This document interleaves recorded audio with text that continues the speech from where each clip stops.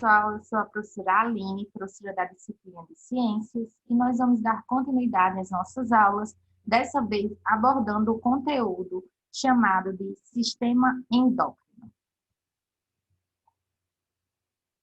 O controle do funcionamento do corpo humano, de uma forma geral, depende da participação de dois sistemas, o sistema nervoso e o sistema endócrino. O sistema nervoso nós já estudamos na aula passada. Nesse sistema, nós observamos a participação de células que levam a informação, chamada de neurônio. Esses neurônios conduzem a informação através de um impulso nervoso, indo atuar em determinadas partes do corpo, como, por exemplo, no músculo, onde esse neurônio envia uma mensagem para o movimento desse músculo e, assim, a locomoção de uma pessoa. Dessa forma, o sistema nervoso atua controlando a atuação das partes do corpo. Na aula de hoje, nós vamos ver outro sistema que também atua controlando as partes do corpo. Dessa vez, esse sistema é um sistema chamado de sistema endócrino. No sistema endócrino, existe a participação de células que produzirão substâncias chamadas de hormônios.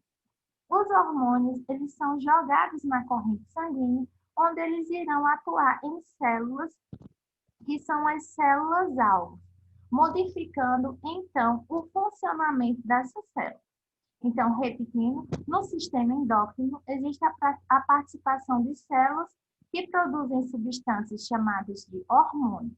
Esses hormônios são jogados na corrente sanguínea, sendo levados até células chamadas de células-alvo, onde irão modificar o funcionamento ou a função daquela célula.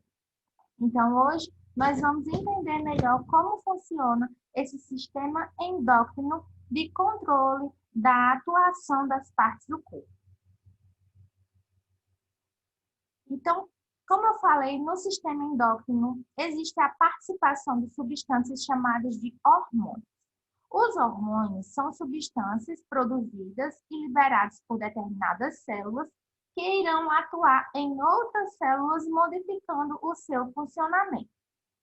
A imagem mostra bem como os hormônios funcionam. Então, as células que produzem o hormônio, elas são chamadas de células produtoras. A célula produtora irá produzir o hormônio e jogar esse hormônio na corrente sanguínea, ou seja, em um vaso sanguíneo onde circula o sangue. Através do sangue, esse hormônio será transportado para as diversas partes do corpo, onde ele irá se ligar e atuar em uma célula chamada de célula-alvo. A célula-alvo é, então, o alvo daquele hormônio. Essa célula, após receber a ligação do hormônio, irá ter seu funcionamento modificado de acordo com a mensagem que esse hormônio carrega. As células produtoras de hormônio, elas vão se reunir formando uma estrutura chamada de glândula endócrina.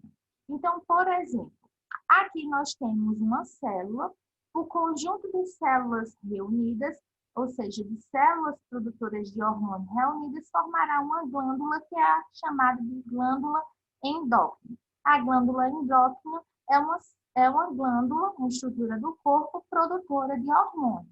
E ela produz hormônio porque existem nelas várias células produtoras de hormônio. O conjunto de glândulas endócrinas forma o sistema endócrino. Então, quando eu falo para vocês que nós estamos estudando o sistema endócrino, é porque nós estamos estudando o conjunto de glândulas endócrinas que o nosso corpo apresenta. Na imagem ao lado, vocês podem ver a representação dessas várias glândulas endócrinas que compõem o sistema endócrino. Então, nós temos glândulas situadas na base do encéfalo, na região do pescoço, acima dos rins. Então, todas essas glândulas mostradas na imagem são glândulas endócrinas.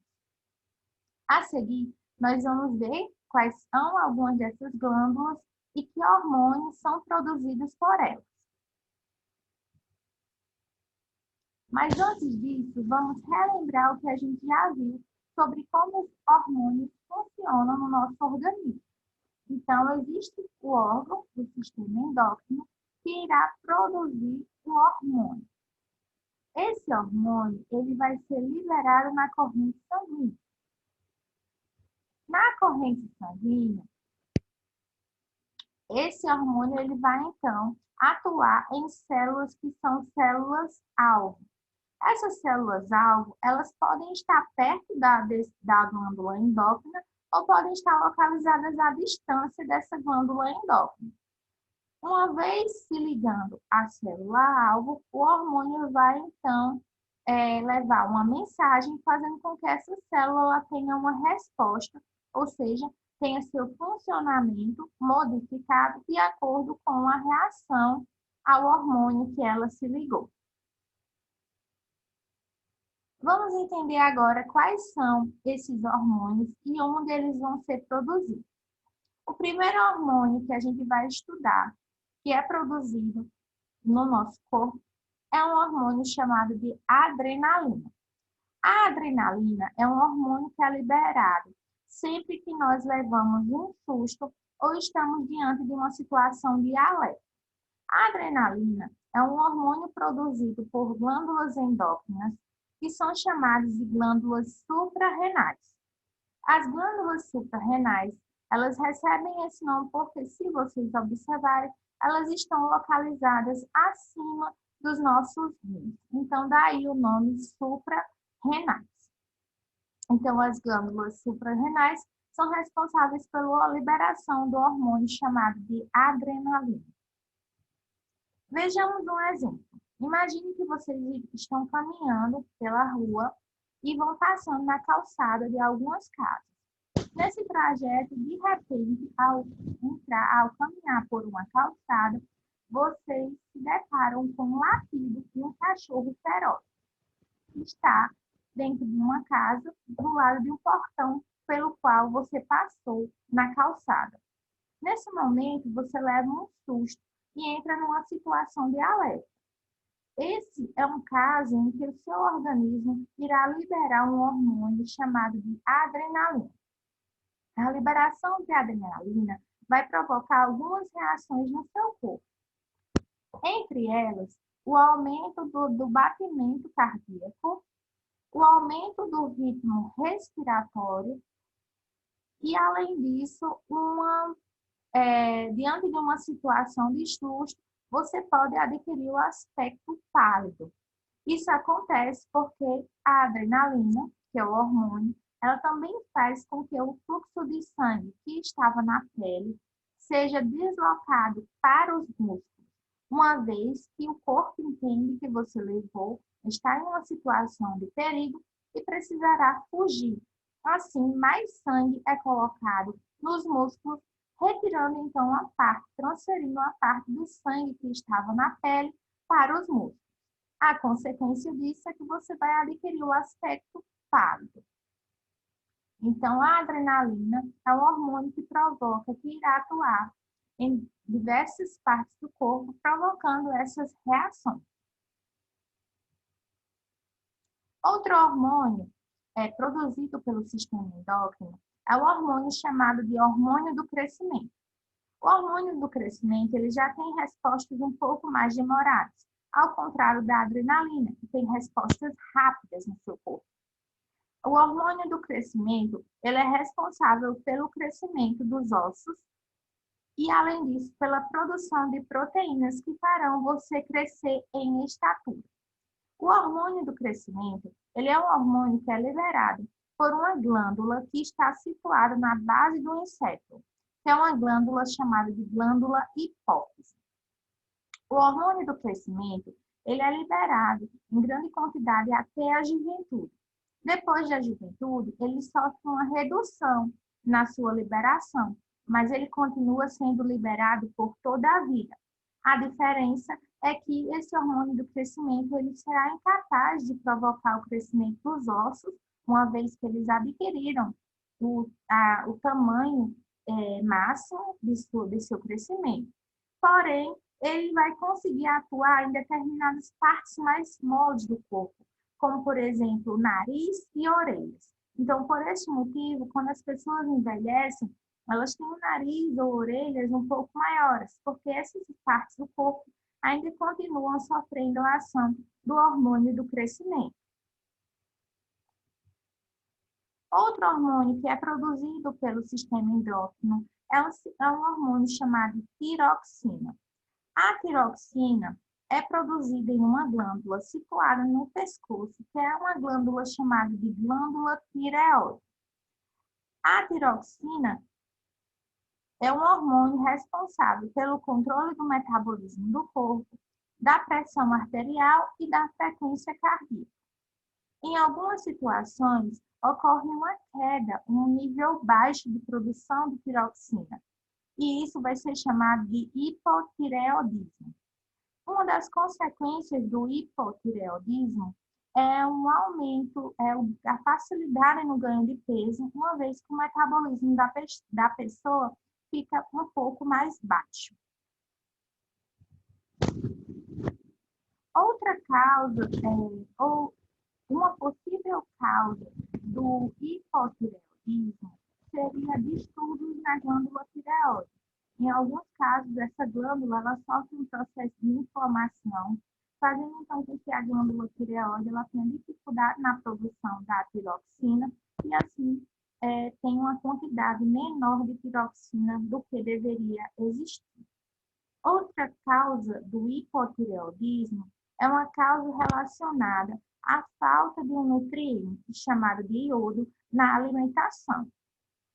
Para evitar esse problema, o sal que é vendido, que é comercializado, ele tem a adição de iodo, fazendo então com que as pessoas não tenham um problema na glândula tireoide, na produção do hormônio tiroxina, pela falta de iodo, uma vez que esse iodo é acrescentado no sal que é colocado nos nossos alimentos.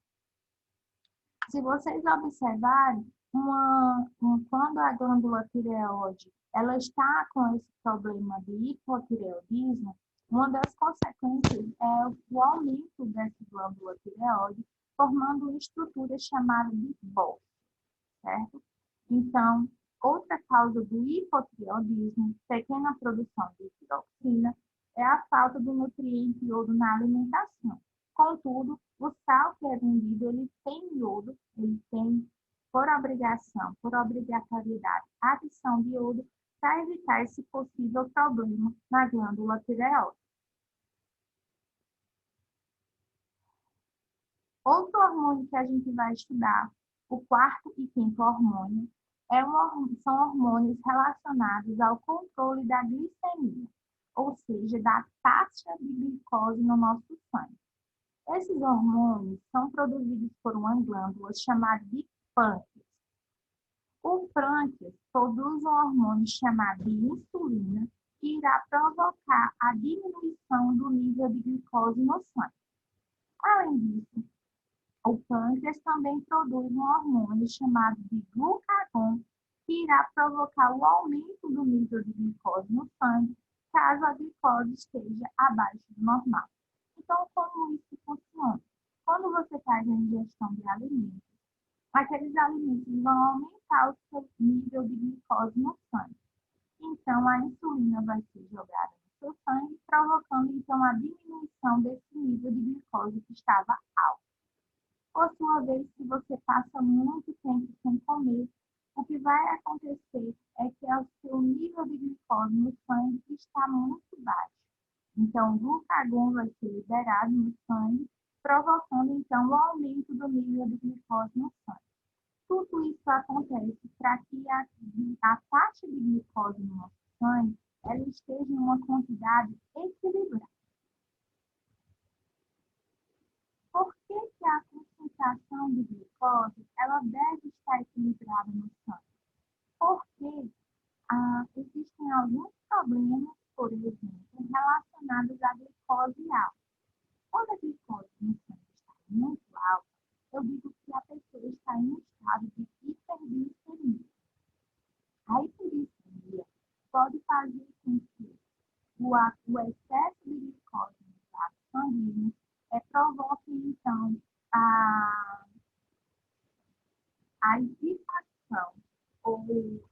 o machucar dos vasos sanguíneos que estão nos olhos. E isso pode fazer até com que alguns desses vasos eles sejam rompidos por excesso de glicose na estrutura dos vasos sanguíneos do sangue. Já se a quantidade de glicose no sangue está abaixo do normal, eu digo que essa pessoa está em estado de hipoglicemia. A consequência da hipoglicemia, que é a baixa quantidade de glicose, é tontura, desmaios e uma pouca quantidade de energia para que você realize as atividades essenciais. Então, você vai ter um estado de indisposição, uma vez que você tem uma baixa na quantidade de energia, porque a glicose está abaixo do normal. E, por fim, nós vamos agora estudar os hormônios sexuais, que também são produzidos pelo sistema endócrino. Os hormônios sexuais, eles são produzidos por gônadas, que no caso são os testículos e os ovários. Os hormônios sexuais, eles são responsáveis por características sexuais de cada sexo, tanto o sexo masculino quanto o sexo feminino. Então, os testículos são glândulas endócrinas que produzem o hormônio chamado de testosterona. A testosterona é responsável por características como o surgimento da barba, o espessamento das pregas vocais, fazendo com que a voz engrosse, e uma musculatura mais desenvolvida. Já os ovários, que também são glândulas endócrinas, produzem dois hormônios, o estrógeno e a progesterona. Esses hormônios são responsáveis pelas características sexuais femininas, entre as quais estão o desenvolvimento das mamas e o alargamento dos quadris. Com isso, nós finalizamos a nossa aula sobre o sistema endócrino e vocês podem consultar mais informações sobre o conteúdo no plano de estudo enviado. Lá vocês também vão encontrar a atividade a ser realizada e os dias em que eu estou disponível para receber da atividade e retirada de dúvidas. Não deixem de entrar em contato comigo caso existam dúvidas e não deixem de enviar a atividade, pois esse envio de atividades é extremamente importante para a formação da nota de participação de vocês durante essas aulas menores. Então, eu estou à disposição para atender vocês e até a próxima aula.